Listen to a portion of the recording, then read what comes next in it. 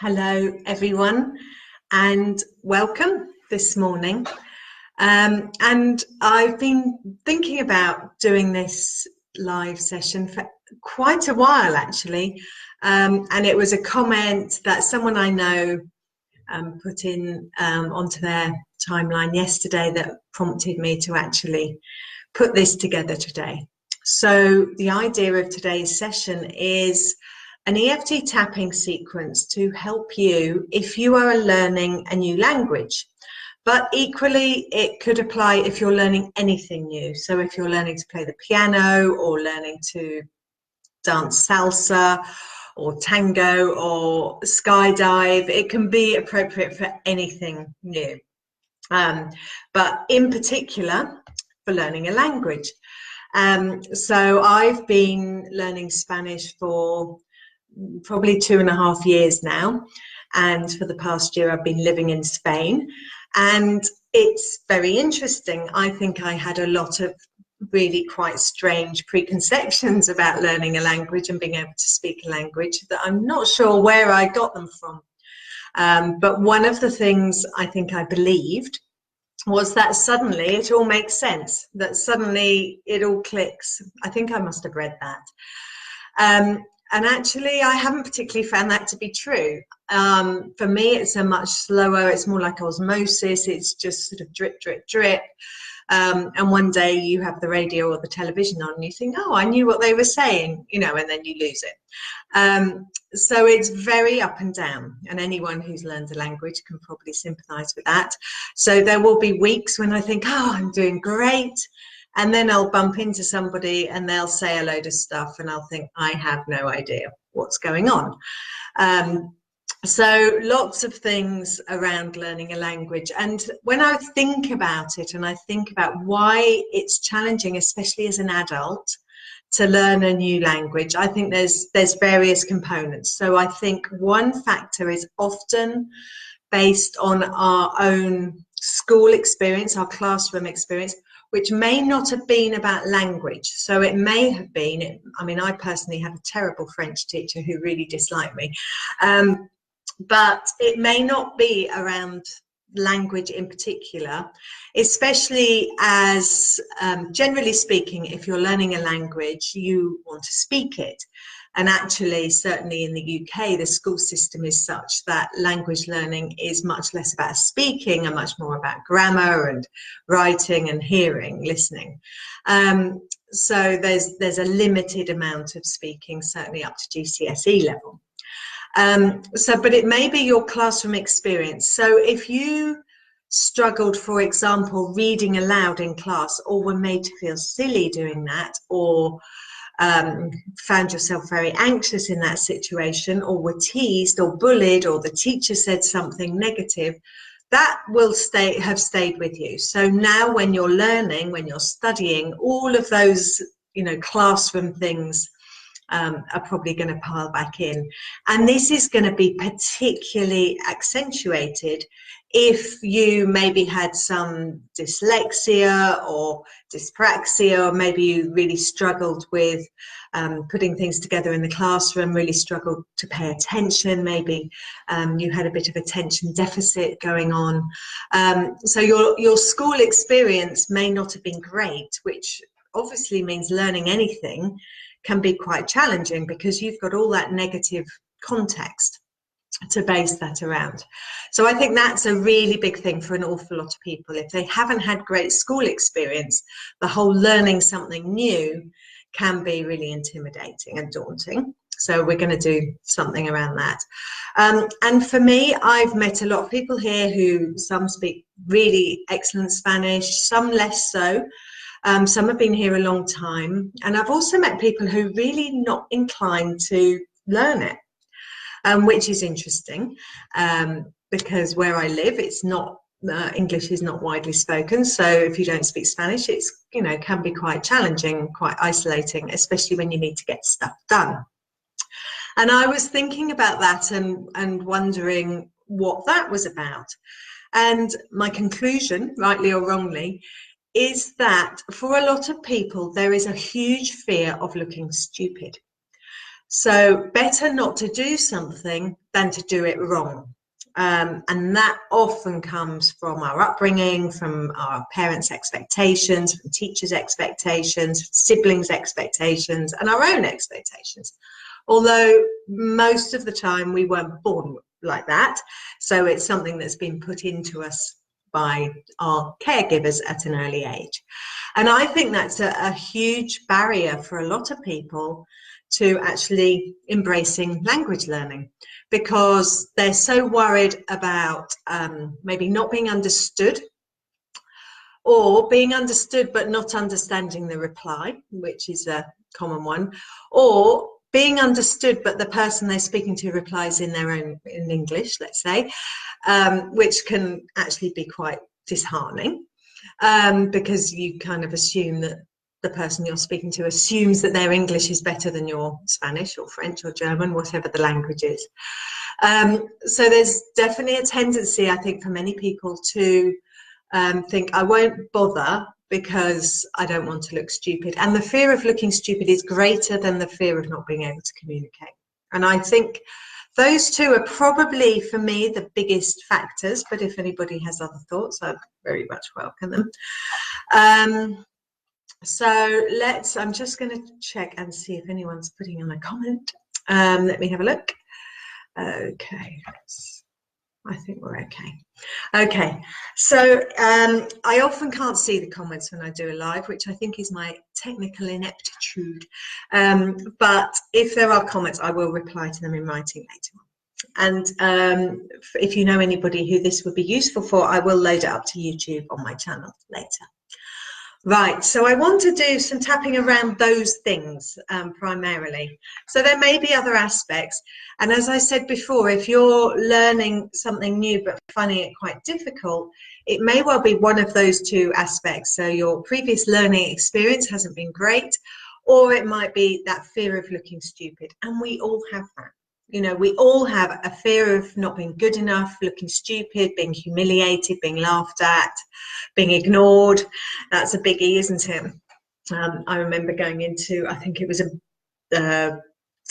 deli in France, and not realizing that you had to take the ticket for the number, and standing there, you know, for about half an hour thinking, what's going on here, until I clocked it, you know, and you can't speak the language and you just feel silly and stupid and feeling like you don't fit in, which is a big thing for ever so many people, me included very often. Okay, let's just, if you're not familiar with the tapping points, don't worry, you can just copy me.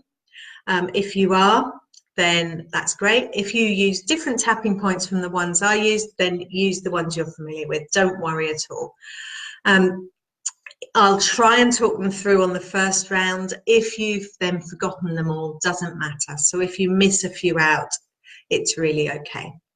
So we're going to do a couple of rounds of tapping just on each of those things. So history of learning and not having had great experience. You might have had really good experience in school, but you may have been a bit of a perfectionist, top of the class, always done well. But perhaps there were some elements where you felt you couldn't kind of maintain your gold star status. And that's true for me. Certainly, I used to really dislike reading aloud. That would be in English, so that would be reading aloud in English. But I used to find that I've really disliked doing that. And interestingly, I've realized that I still struggle reading aloud in English. I'm fine just speaking, but if I actually have to read words. And in fact, that's improved because I read aloud to myself in Spanish, because it helps with getting that whole coordination between brain, tongue, mouth, you know, how the things are supposed to sound. So interestingly, if I now have to read aloud in English, I find it easier. So thank you, Spanish, for teaching me that. Let us start by tapping on the side of the hands. So we're going to incorporate a few different things. And just be responsible for your own self-care here. If anything really triggers you, then I would just suggest putting your hand on your heart, breathing in for 3. In fact, we'll do that now. In for 3. And out for 5. So if you do feel triggered, just do that breathing in for 3, out for 5.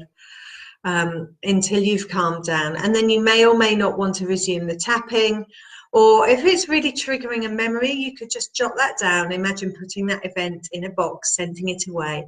And you might choose to work one-to-one with a practitioner or revisit that on another day. So you can say this aloud if you don't feel silly, if you're not in a place where that's possible, then just say it in your head or just listen to me. Saying it aloud, the main advantage of doing that is that it keeps you focused, okay? Even though learning a language is really tough for me. It brings up lots of memories, unwanted memories maybe, about school and learning things before. But I choose to accept myself just as I am. Even though I really want to learn a language, but the whole classroom and learning environment is really tough for me.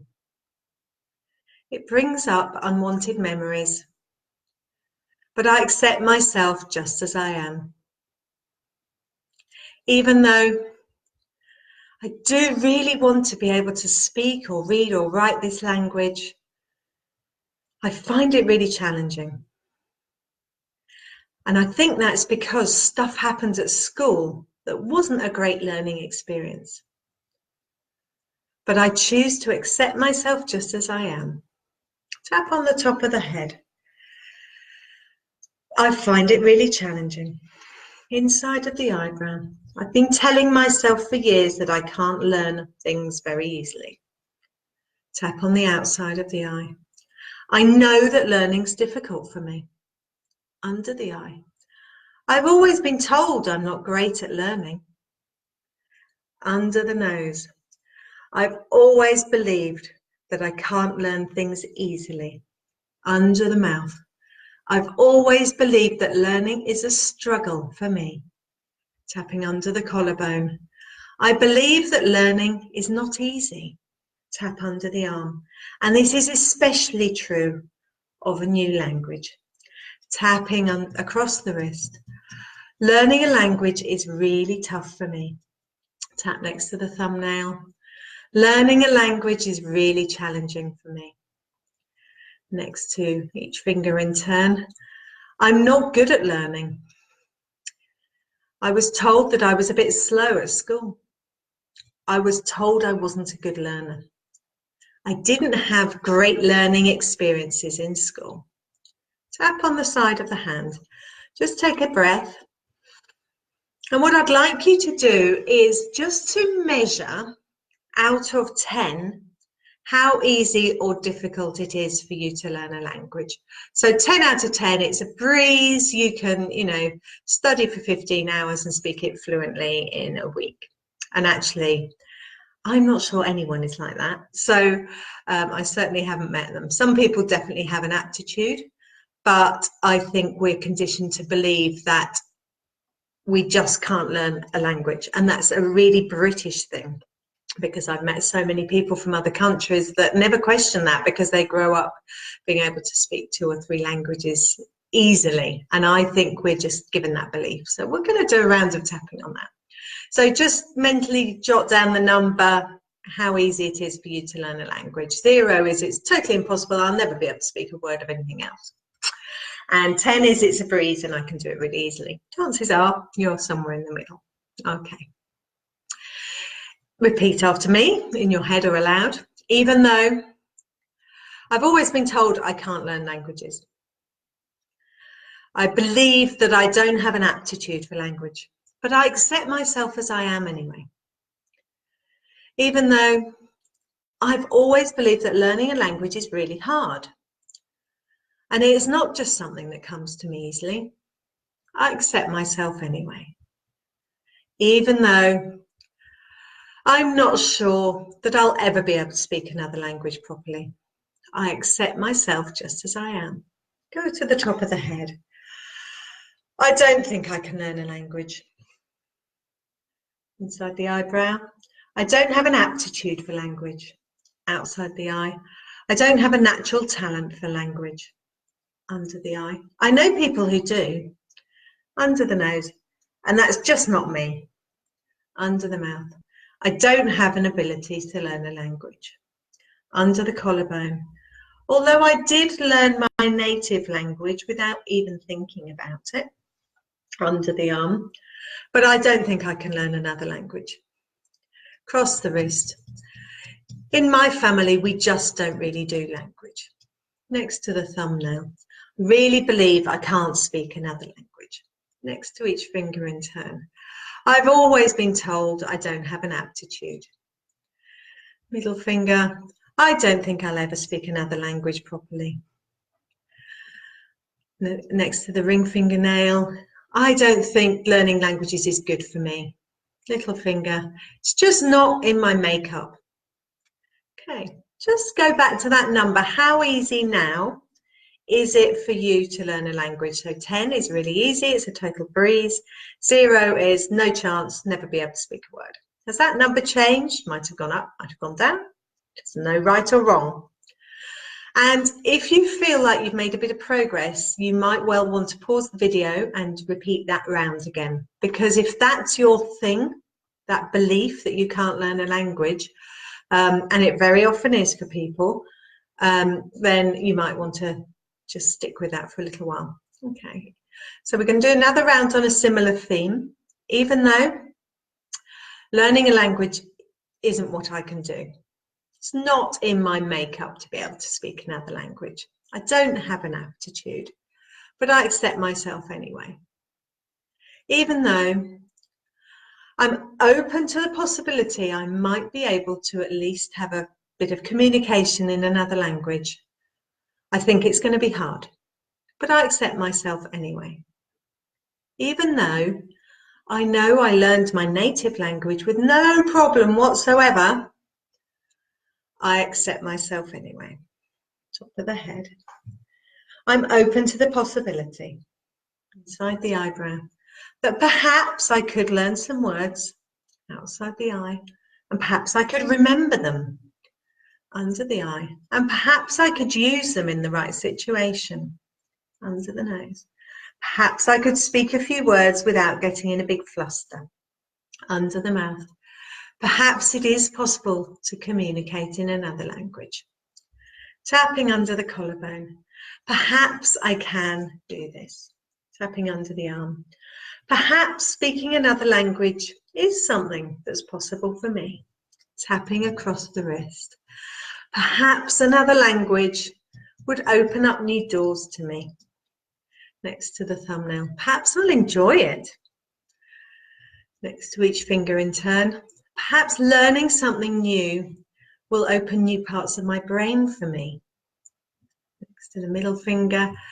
Perhaps I'll learn more about my own existing native language. Perhaps I'll enjoy it. Perhaps it'll be really rewarding. And I'm open to that possibility that I could learn another language. Okay.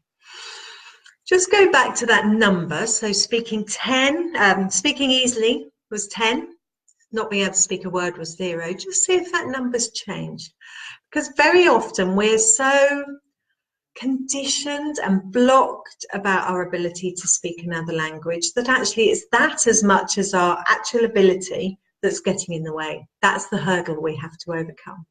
And if you feel that that number's changed, maybe you're creeping up the scale towards the 10, you may want to repeat that round again. Okay. We're going to do a little round on feeling and looking stupid, because that is so important. So again, if this is your thing, if I say things that trigger you, then it may well be that you want to repeat this. Okay. Even though part of me would like to speak another language, but I am really worried about looking stupid. I choose to accept myself just as I am. Even though I would like to speak another language, but I prevent myself because the fear of looking stupid outweighs my desire. But I accept myself anyway. Even though I'm really worried that I'll get it wrong, that it won't be perfect, that people won't understand me, or that I won't understand them, or that I'll get it totally wrong and the wrong thing will happen, I choose to accept myself anyway. Top of the head. I'm really worried about getting it wrong. Inside the eyebrow. I like to do things right. Outside the eye. I do like things to be close to perfect. Under the eye. I don't like getting things wrong. Under the nose.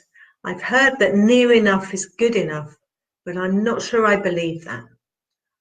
Under the mouth. I don't want to be corrected. Under the collarbone. I don't want to not be understood. Under the arm. I'm really worried that people will talk back to me and I won't have a clue what they're saying. Across the wrist. I'm really concerned that I'll get it totally wrong and end up with the wrong thing in the shop, or the wrong tyre for the car, or the wrong hotel room, or whatever. It'll all go horribly wrong. Next to the thumbnail.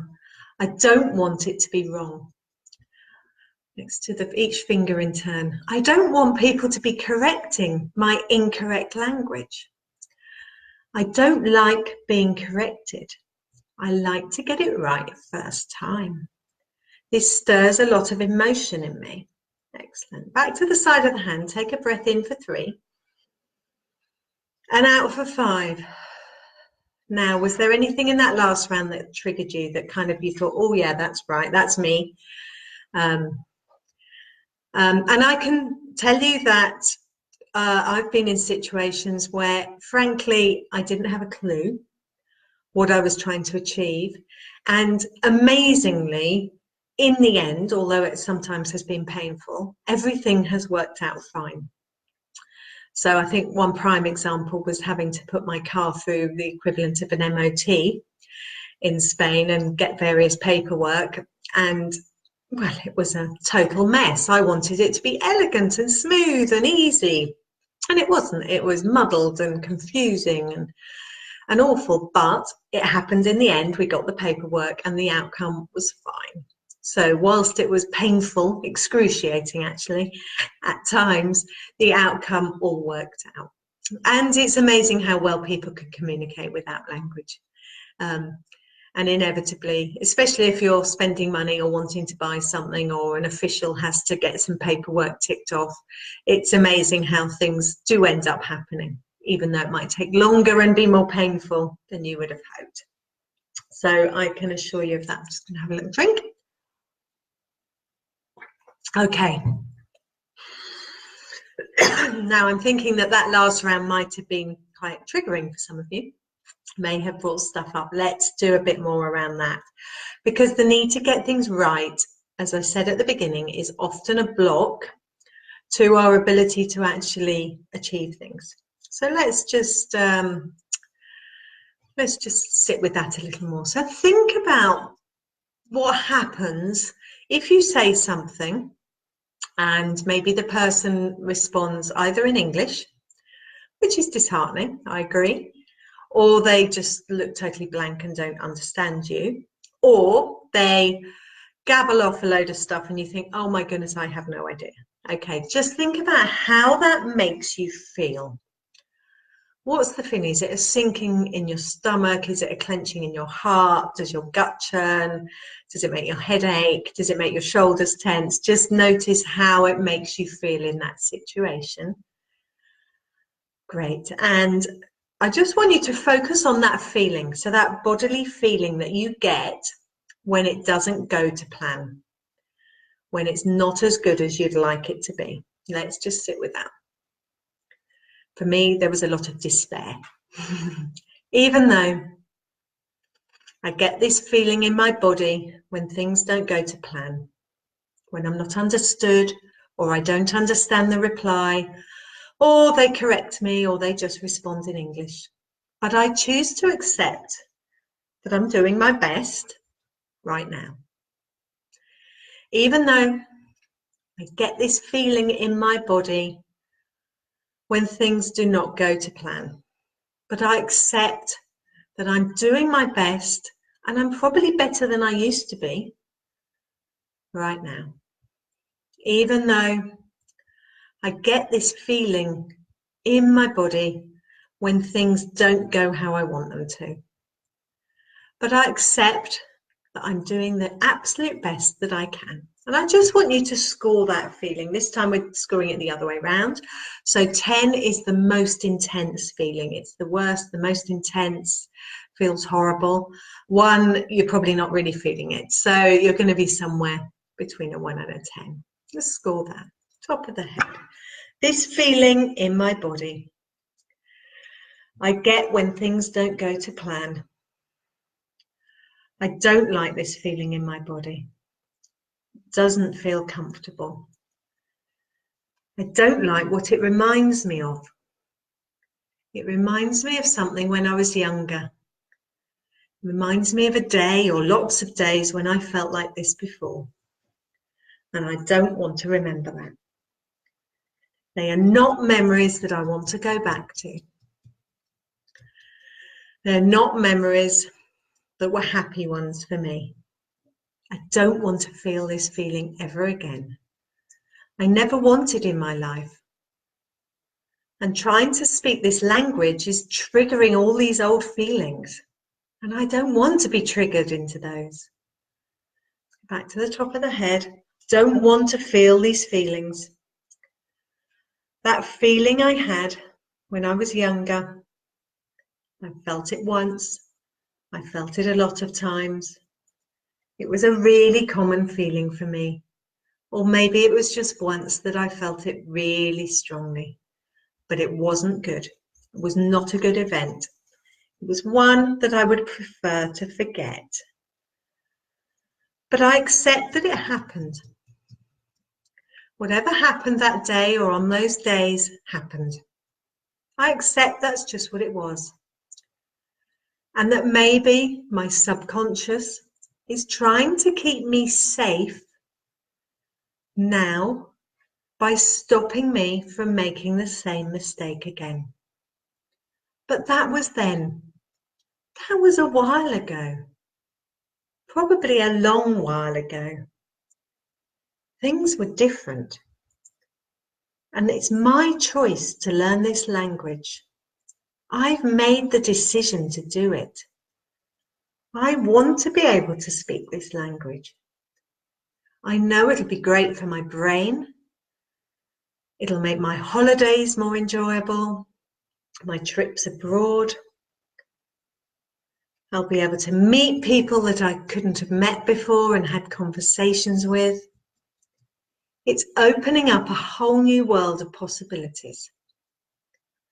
And I accept that although these feelings are familiar and unpleasant and I don't really want to feel them, it's just my subconscious trying to keep me safe, trying to stop events like those unwanted ones that happened when I was younger from happening again. But it's going to be okay because I'm an adult and this is my choice. It's my conscious choice to do things differently. It's my conscious choice to speak this language, to overcome the hurdles and the barriers, and to make a difference when I travel, to make a difference when I meet native speakers of my chosen language. It's going to really expand my life and my worldview. And that's quite exciting. And maybe that can tip the balance and get me past the hurdle of this unwanted feeling that I've felt so many times in my life and I don't like. And I accept that I'm open to the possibility of overcoming it and learning to speak a new language. Take a breath in for 3 and out for 5. Well done. That's great. Well done. Really good. So we're just going to do a little exercise, not tapping. Sorry, got an itchy nose. I don't think that means I'm telling you a lie. I just want you to hold, ideally your left hand sort of on your heart, and with your right hand, just move the screen a bit so you can see, right hand on the back of the hand between the little finger and the ring finger, just here, just press there. Okay, close your eyes if you feel safe to do that. And I just want you to see yourself in a future point in time. So perhaps a month, 3 months, 6 months. And you're in a situation where you are speaking your chosen language. And you're having a conversation, maybe a bit clunky, but it's working. Just see yourself there, and the person you're speaking to is responding in the same language, and they're speaking beautifully slowly and clearly, and you can understand what they say, and they understand you, and you're getting what you want.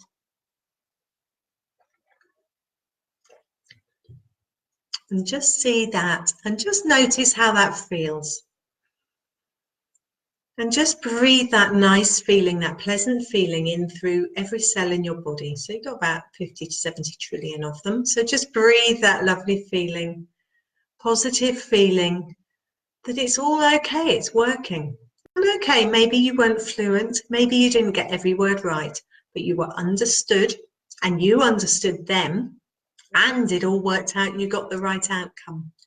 Whether it's ordering a meal or buying something in a shop or talking to a hotel receptionist or having a conversation with a local at the beach, whatever it is, just see that happening and notice how it feels when it goes okay. And enjoy that feeling, that sense of that feeling.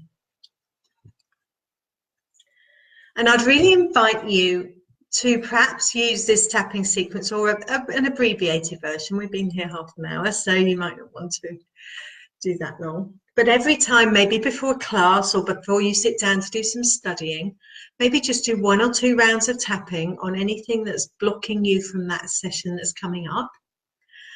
And at the end, when you've done your study, just bring this in, just see this future vision, this future you having this successful conversation in your chosen language.